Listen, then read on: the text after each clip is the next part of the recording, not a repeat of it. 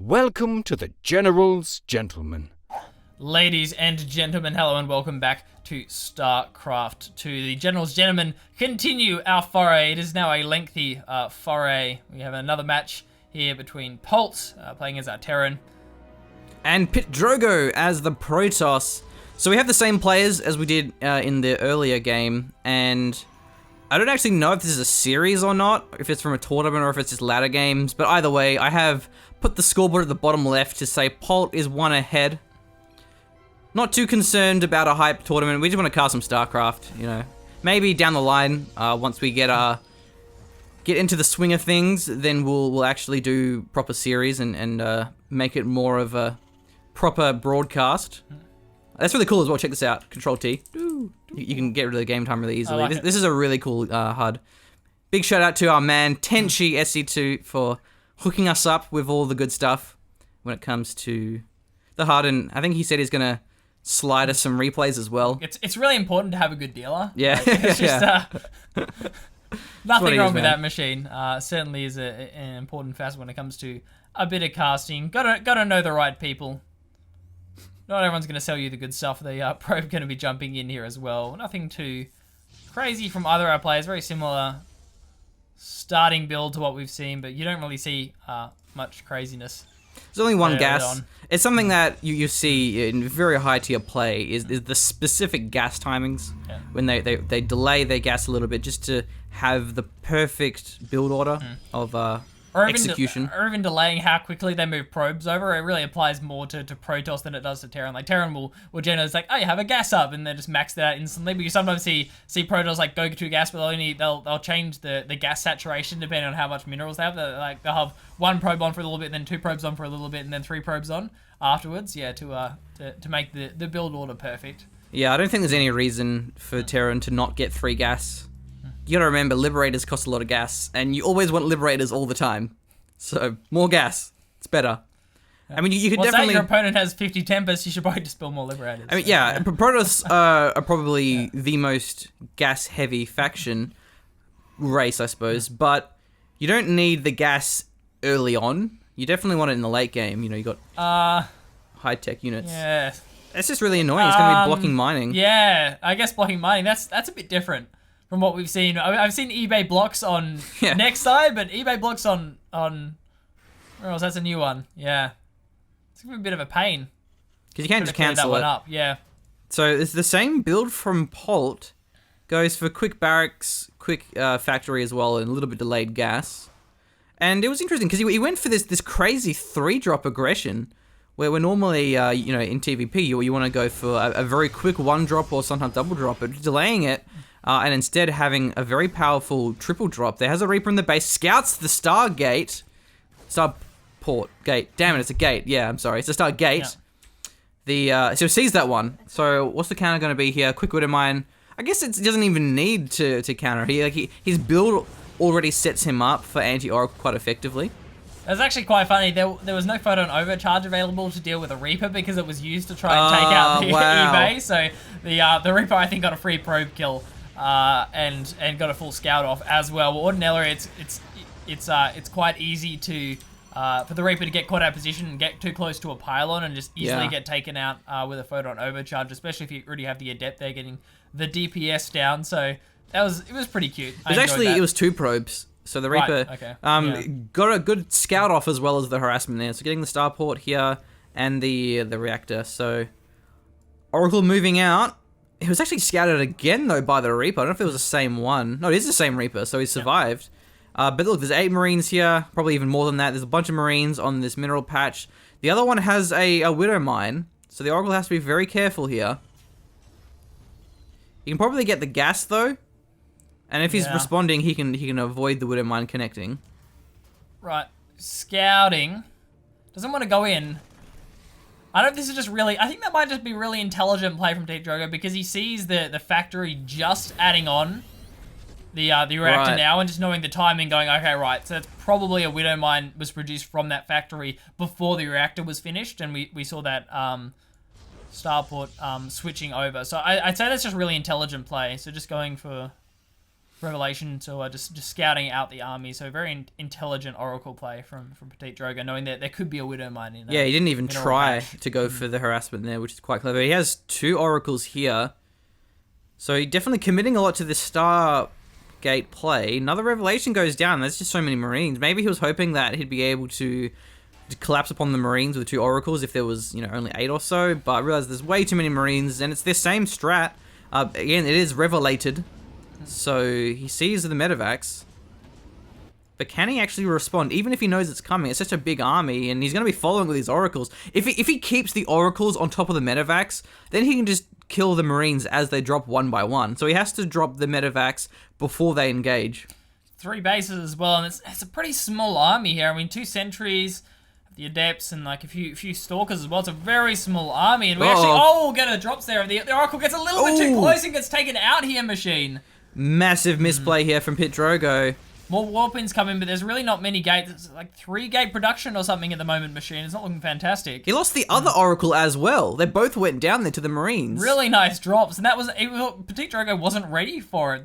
Just following along the medevacs, keeping an eye on them, not expecting the drops to come down, and obviously the stim up from those Marines going straight in. So well micro by Pitdrogo. He's not actually... He's still chilling. Hasn't gone for anything too crazy. He has to be careful about attacking up force fields. Yeah. Up the ramp with the force fields there. Just Adept scouting. Okay, he's going for it here. This could be very bad with the force fields, though. Oh, nice force fields. Cuts off a lot of the Marines. He saves 2 of them. He did actually blew 4 force fields, though. I feel like he could have done that with 3.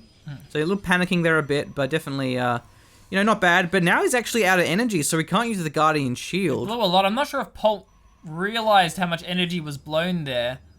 And that's actually more Stalkers going to be warped in as well. So Polt's backing off for now. That's interesting. I thought he would have maybe tried to push the issue with the sentries so low on energy and no force fields available, but yeah, maybe attacking from that right-hand side, where I think Pitdrogo's got a nice pylon on that right side approach. On Galactic Process, you have that nice little ramp into the third there. So yeah, the pylon setup is scouting the area into the natural, I should say. So Pitdrogo quite ready for drops and harassment from that angle. Especially when he actually killed the double Oracles. I feel like he could have just dropped here. Yeah, or destroy the ramp and pushed up there. But either way here, bit of a lead for Pitdrogo. I believe his 3rd base was quicker, so he has 10 more workers. I mean, that's not a crazy amount in a PvT, but still nice to have that.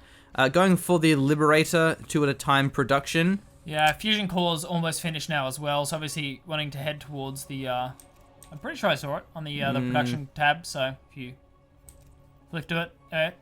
No. Yeah, bro.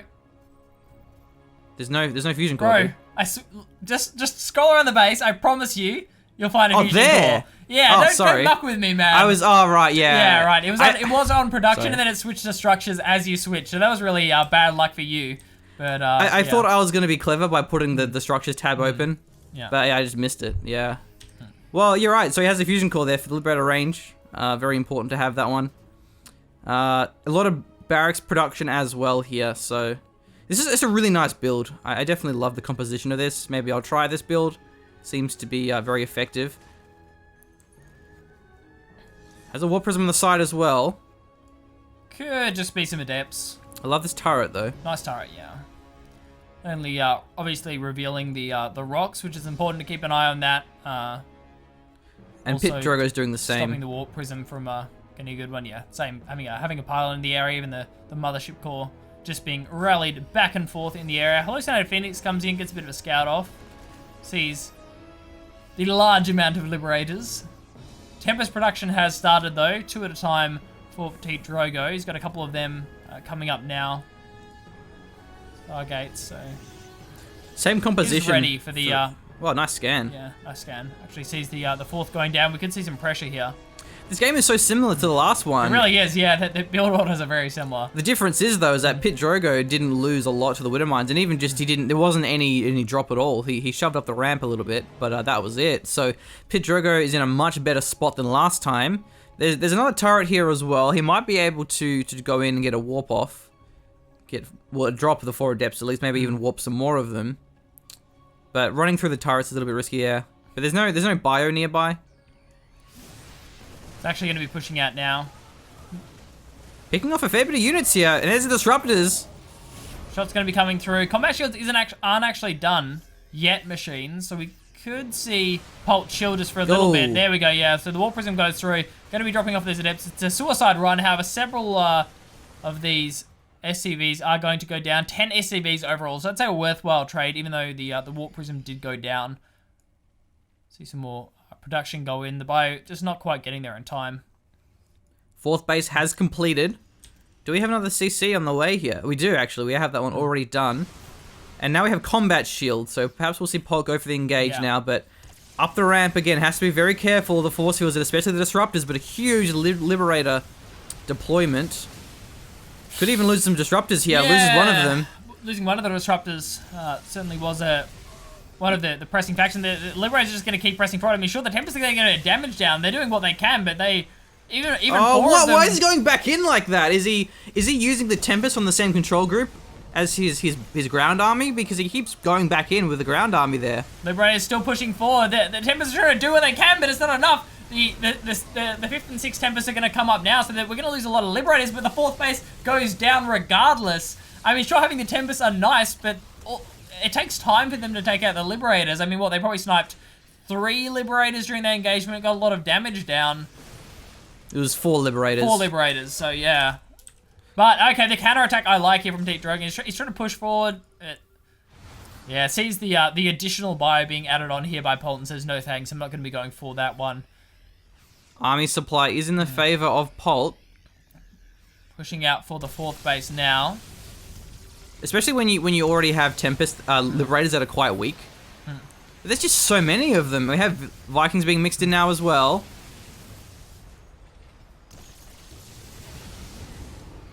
He force fields the ramp to prevent the bio chasing after the Tempest. Certainly looked like they wanted to run in. The Colossus are here, and before the Viking count is huge machine as well. There's a couple of Vikings, but not a lot. This is nasty. Not scouted either. He could actually drop the natural and do a lot of damage. He's a little bit vulnerable here, though. The planetary hasn't completed just yet. It's almost done, though, and when it is, I mean, sure, the Tempests are going to be able to siege up, but it's going to be much harder for Pitdrogo to actually look for it. He sees the massive bio run by. He's pulling back towards that. 4th is back up and running now for Pitdrogo as well. We got 1-1 for the Terran and only the ground weapons. No, actually in two shield armor there. Yeah. So a bit of an upgrade advantage in the favor of Pitdrogo. For now, at least. Both of our players very close to maxed out. I want to see how many more Vikings were actually added on here by Polt.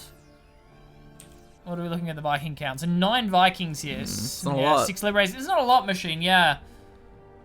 You're certainly right about that, but it's a decent sized bio. I mean, that's really the danger here, assuming that we can see Polt avoid these disruptor shots, which really are the crux of defending here for Pitdrogo and taking a good engagement. That is it's all about. And he's drawn the army away, so we're gonna have to say Pitdrogo has to look for an engagement because there's gonna be a huge bio run by onto his.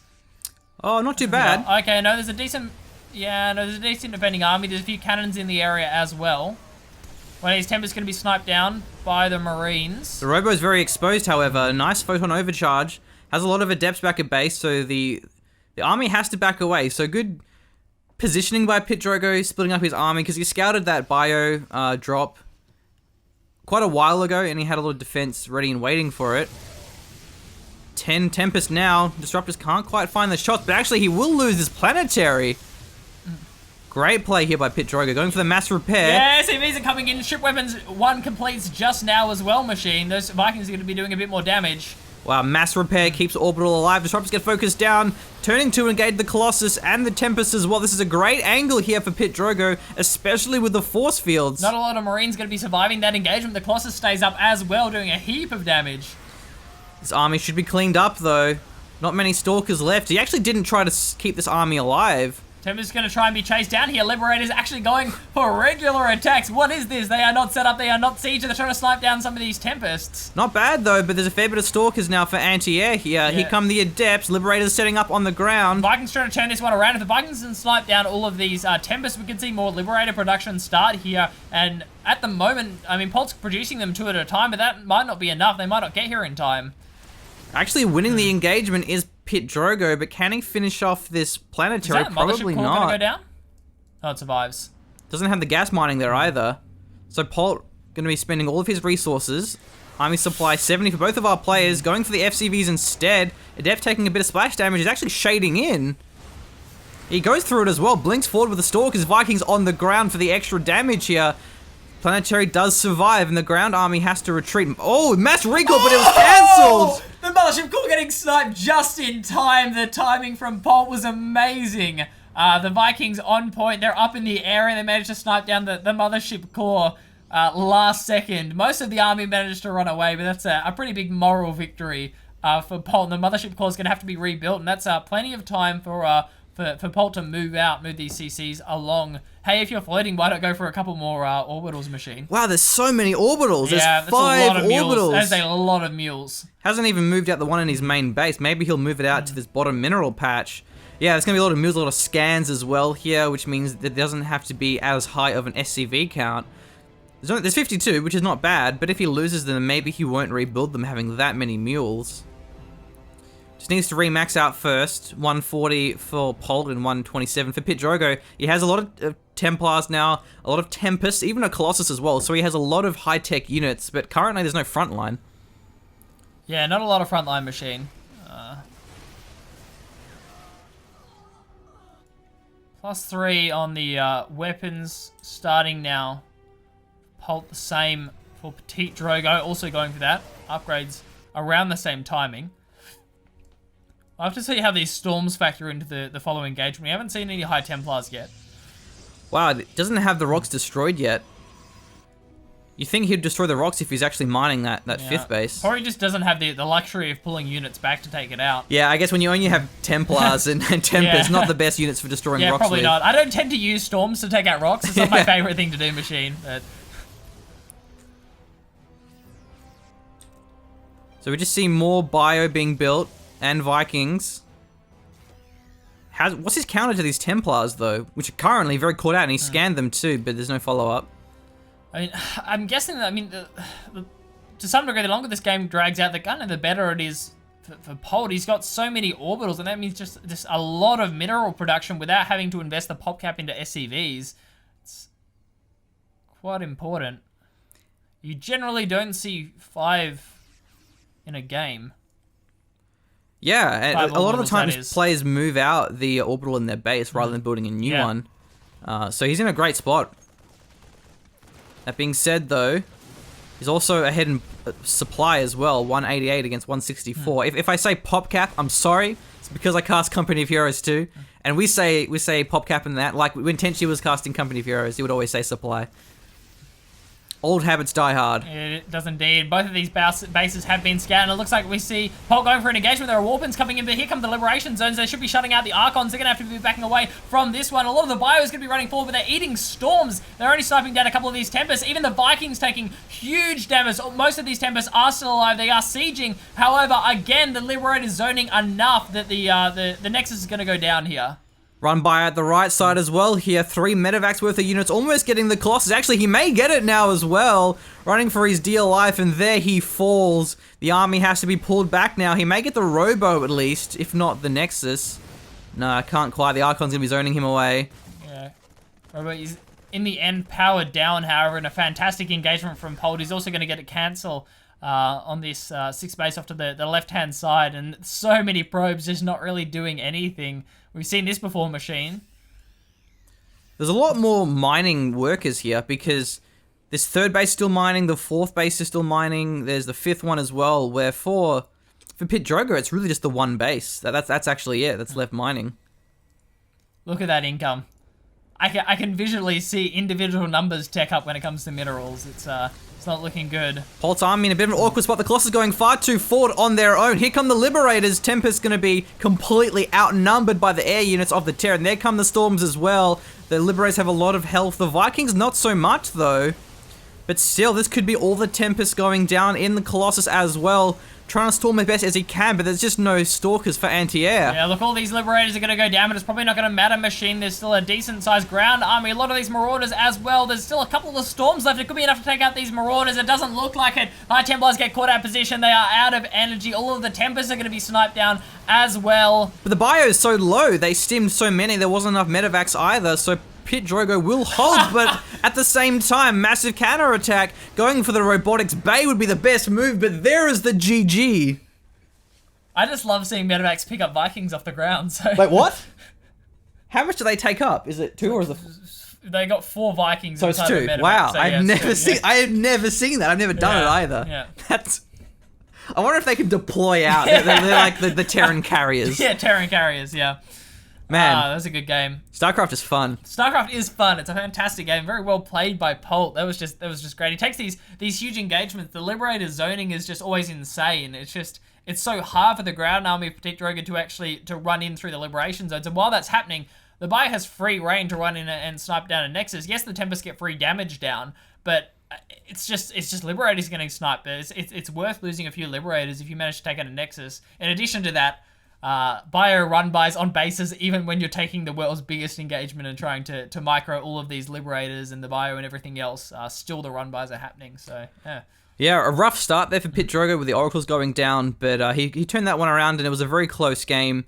I think maybe the problem is Pitdrogo just not having enough of Tempests. Maybe he should go for Tempest earlier, maybe he should go for another Stargate just to make sure he has more Tempest production. I mean, he had two Stargate production, and it was just the timing. I'd say if during the first engagement, the first push that we saw coming out from Polt, if there were 6 Tempests instead of 4, that's a big change. Yeah, it's a 50% increase in that ranged DPS, and more Liberators would have gone down, and it would have opened up. Sure, that the Nexus probably still would have fallen, but it would have opened up much more room for Pitdrogo to look for a counter attack had there been 6 Tempests, and they would have sniped down additional Liberators. We saw the Liberators when they backed away from that engagement. They were low. The Liberators were on half health, the ones that actually survived the engagement. We saw four Liberators go down early. So, yeah, maybe it's just a timing thing. Polt just worked out the timing really well. He finishes Combat Shield, looks for the engagement, and it just happens to be before the 2 more Tempests show up. Is it 5 Tempests, though, to one-shot a Liberator? I think it's 5. That sounds accurate. Yeah, we saw the 4 Tempests weren't quite sniping the Liberators. But anyway,